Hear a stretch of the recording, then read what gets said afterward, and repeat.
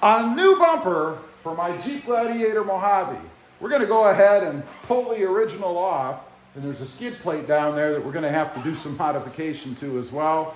That's probably going to be another video.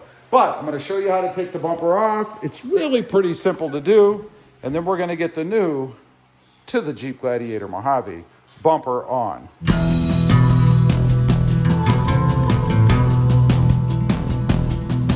Okay, first things first, we have a little panel or closeout here, I guess you might call it, to remove. There's a couple of these push pin things in here. You just pop those up, and then this whole black piece right here is going to come out.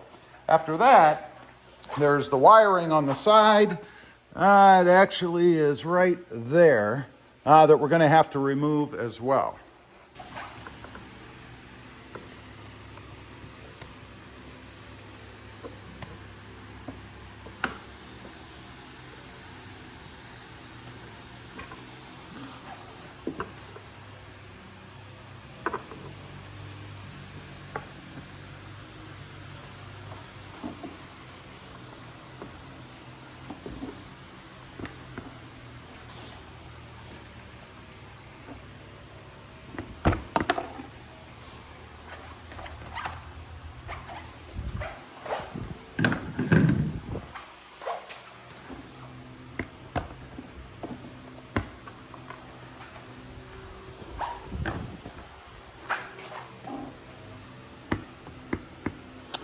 Okay, one more thing. There are some little push pins across the front of the bumper. I had forgotten about those, so you need to remove those as well. We'll remove those, and then I should be able to pull this piece out.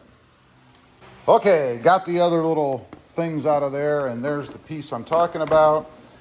Technically, you could have left it attached to the bumper because you're going to pull the bumper off anyway, but I like to have it out of the way, and there's all the push pins. Next up, we're going to disconnect the lighting.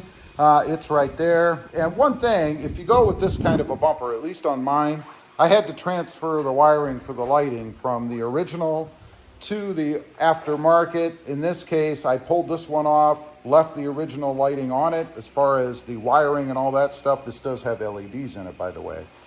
So I don't have to do that. Just a little FYI. I'm going to go ahead and remove the wiring harness, and that's just a little push-in thing here on the side. So let me go ahead and get that off. It's a two-hand job. And then we'll get to the bolts. Let's bring you guys up to speed. I'm doing this one a little bit differently. Instead of taking the 4 bolts off that are behind here, there's a bracket that it connects to that's held on by 2 bolts. Looks like one here and one over here. So I'm going to take those 4 screws out, or 4 bolts out, as opposed to taking 8 out that are very difficult to get to. At least that's my plan. Now, I can use a power ratchet or an impact driver to do that. I just had to remove these covers on the sides. This is what they look like. They are just held on by push pins. Very easy to do. And that's to give me access to these bolts. One here, and then 2 on the other side. I did go ahead and pull the grill. That's pretty simple too. There's just 4 or 5 little push pins across the top. It's very easy with Jeep, and it pulls right off. So I'm going to grab the ratchet, or the impact driver I should say, and see how easy these are to get off, and hopefully that will release the bumper, and then I just transfer the bracket up here on the workbench where it's a little bit easier to work, and then go ahead and slip this thing back on. At least that's my plan. Okay, let's bring you guys up to speed. I changed the way I was going to take the bumper off. I did end up removing the 4 bolts behind the bumper on this bracket as opposed to taking this off. It was just too firm, too hard. I wasn't sure I wasn't going to strip the screws or break them in trying to use the impact to get these screws off. So having done this way before, I just decided to go ahead and pull it off that way. Now, you'll notice the skid plate is gone. The skid plate did not fit with the aftermarket bumper. So what I did, I have this one. This one I had trimmed. Actually, Randall and I had trimmed so that it would fit and it wouldn't impact or hit the stubby bumper.